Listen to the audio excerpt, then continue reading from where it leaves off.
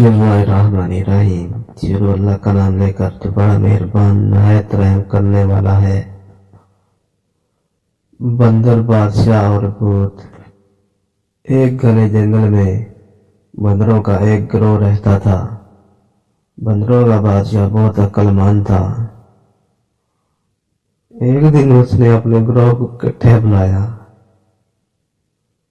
और कहने लगा, मेरे प्यारे बंदरों, हम खुशकिस्मत हैं कि इस खूबसूरत जंगल में रहते हैं, लेकिन खबरदार, दरख्त और पौधे हरे भरे और सरसब्ज हो सकते हैं, लेकिन इनमें बहुत से जहरीले फल होते हैं।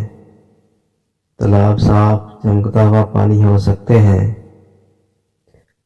लेकिन इनमें से एक में भूत रहता है।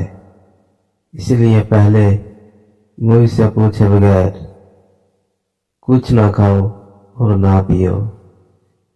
अगले दिन एक बंदर को प्यास लगी। उसे बादशाह की याद आई और वो उससे बात करने चला गया। बच्चे फिक्र ना करो, बादशाह ने कहा, मैं तालाब की छानबीन करूंगा कि यह महफूज है कि नहीं। जब वो तालाब के करीब पहुंचा तो उसने देखा कि बड़े बड़े कदम अंदर जा रहे हैं, लेकिन बाहर नहीं आ रहे हैं। बादशाह ने नतीजा खुद किया कि ये वो जगह है जहां भूत छुपा हुआ था। सब बंदर रोने लगे, इस फिक्र में कि वो पानी कैसे पिएंगे। बादशाह ने इन्हें तसल्ली दी और भूत का मुकाबला करने चला गया। भूत ने कहा लगाया और कहने लगा, तुम बड़े मखमसे में फंस गए हो बंदर बादशाह। अगर तुम्हारे बंदर तालाब में आए तो मैं इन्हें खा लूंगा। अगर वो ऐसा ना करे तो वो प्यास से मर जाएंगे। बादशाह ने सोचा, मुझे कोई हल तलाश करना चाहिए।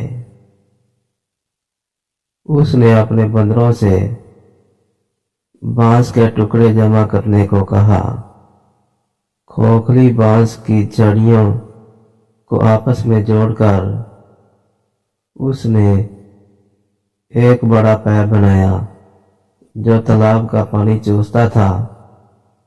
बंदर अपने दिल की ख्वाहिश के मुताबिक पानी पीने के काबिल थे। सब की तरफ से बंदर बादशाह को सलाम। बंदरों ने नारे लगाए।